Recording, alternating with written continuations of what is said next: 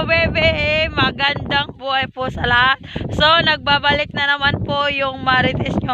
Yun nga po mga kabebe is pa-smile-smile lang po ako. Pero yung totoo is napakalaking problema din po mga kabebe. Kasi nga, ngayon po ay parang bumalik po ako sa day 1. Dahil nga po mga kabebe, dito nga po sa area natin, ngayon nga po talaga, sobrang init po talaga. Sa sobrang init po mga kabebe, kahit may patubig na po, kaso lang is kulang yung supply. Dahil nga po sobrang init po ng panahon. So ang nangyayari po ay naghahatian po lahat dito. Dito nga sa pinaglagyan natin mga kabebe, ay ngayon po ay nilipat ko na naman po yung barong-barong po ng mga alagang itik ko dito na naman po sa gitna ng kapalayan. Ibinalik ko na naman dito.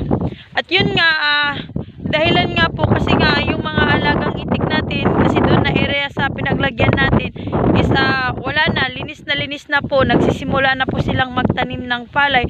So ngayon ay dito na naman po tayo kasi dyan po na area mga kabebe ay hindi pa po yan naaani dyan. So yan po yung hinihintay natin. So ang problema naman po is yung patubig. May water pump po tayo, kaso lang hindi din po natin magagamit kasi nga ay wala talaga tayong pagkuhanan ng tubig. Yun yung pinakamahirap ngayon mga kabebe. Sobrang na-challenge po ako. At yun nga, may mga alagang seho nga tayo na sobrang payat na po, kaya iuwi po natin sila sa bahay. So ang nangyari kanina morning ay may dinala na ako doon, mga 100 plus na yun. So ngayon, kukuha na naman tayo dito sa area ng mga seho na naman. Tas doon ko na aalagaan naman, magbaback to zero na naman po tayo.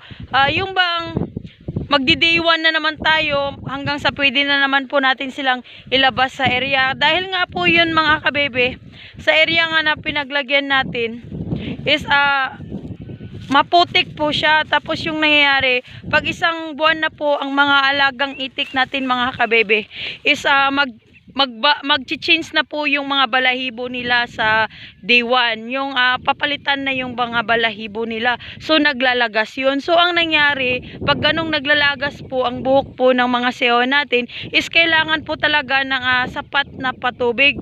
Pero ang nangyari po mga kabebe is walang tubig po yung area. Kung meron man is sobrang putik, kaya yung mga putik ay dumidikit po sa mga balahibo ng mga itik natin. Kaya ang nangyari is yun, malaking epekto yun sa mga alagang itik natin na mga seho. Kaya yung mga balahibo nila ay hindi tumutubo. Kaya ang nangyayari, pag pinapastol natin sila, pag nababasa ay hindi na po sila nakakalakad, kasi nga po ay sobrang lamig na po yung nararamdaman po nila mga kabebe. Ito nga po yung sinasabi ko mga kabebe na example po ito. Sa mga baguhan pa lang po, sa mga first timer o sa gusto pong sumubok dito sa mundo ng duck farming, ay isa po itong na dapat na malaman mo din po pag nagsisimula po tayo, lalo na po at sa seho po tayo nagumpisa. So ngayon po mga kabebe, ito nga pong mga seho ko is malaking problema nga po para sa akin, kasi nga po ay ang nangyari is naging babalik po tayo sa day 1 hanggang sa pwede na naman po nga ulit natin silang ipastol. Kasi ito nga po yung dahilan mga kabebe. Ito nga po itong mga alagang seho ko na galing sa area na pinapastol natin ay inuwi ko nga dito sa bahay. Kasi nga po ay pag itong mga alagang seho natin is patuloy pa din natin sila ilagay sa area. Tas ganito yung sitwasyon is napakalaking problema po mga kabebe, kasi nga po ay nakikita nyo naman po, ito po yung example mga kabebe na sinasabi ko sa inyo na pag ang mga itik natin, lalo na po itong mga seho, kasi nga pag seho nga po mga kabebe is naglalagas nga po talaga yung mga balahibo nila. Yan po ay normal lang po, lalo na po isang buwan na po sila. Ang ibig po sabihin yan, pag naglalagas po yung mga balahibo nila is yung napapalitan po yung old na balahibo nila na mas matibay. Tapos isa din po yun na dahilan mga kabebe, kaya ay nung bagong dating pa lang po itong mga alagang sewa natin is ginupitan po natin yung balahibo nila sa buntot para mas matibay po yung pundasyon po. At yun nga po mga kabebe, yun nga po yung isang problema natin ngayon. Pag ganitong stage nga po sana mga kabebe na isang buwan na po mahigit itong mga alagang sewa natin is dapat po talaga is tuloy-tuloy po talaga sana yung patubig po, at maganda po talaga lagyan ng mga itik or paglagyan is waterfall po talaga para yung mga balahibo po nila mga kabebe is mas madaling tumubo, kasi masakit po yun para sa kanila mga kabebe na tumutubo po yung mga balahibo nila, tapos yung nga is napakalaking problema. Ang nangyayari po is yung putik po mga kabebe is dumidikit na po sa mga balahibo nila hanggang sa dumikit sa balat nila. Yan po yung napakalaking problema ko po, kasi nga pag ipapastol nga po natin itong mga alagang sewa natin is napakalaking problema po talaga, lalo na po at morning natin sila pinapastol, dinadaan natin sila sa matubig na area, tas yun yung mangyayari mga kabebe, yung nalulumpo sila mga kabebe, hindi po sila nakakalakad. At ito nga po yun mga kabebe. So ngayon, ang mangyayari po, itong mga alagang sewa po natin, isaalagaan po natin ito. At yun nga, bumalik na naman po tayo sa umpisa nga, vitamins at papids pa din na naman po tayo. Kasi nga, ngayon po na sobrang init po mga kabebe, mas masensitibo po itong mga alagang sewa natin. At yun nga, may napansin nga po ako dito sa mga sewa ko na sinisipon na naman po sila mga kabebe, lalo na sa ngayon na sobrang init. Ito po talaga yung number one na problema natin pag ganitong taon po talaga, napakasensitibo po itong mga sewa basta sa unang buwan po mga kabebe. Kaya yun nga, kung baguhan ka pa lang ay wag po talaga tayo magkumpiyansa, at lalong titignan po natin yung area, yung panahon bago tayo magsimula sa or pasukin itong mundo ng duck farming. Kasi nga dito nga po sa area mga kabebe is araw-araw po nating na-experience yung ibang mangyayari po, katulad po ngayon na ito nga po itong mga alagang itik po natin ay hinuhuli nga po natin yung medyo maliliit mga kabebe, yung mga walang balahibo. Kasi kung panahon na uulan tas ganito yung area na paglalagyan natin, kawawang kawawa po yung mga alagang itik natin na mga hindi po tumutubo totally yung mga balahibo nila.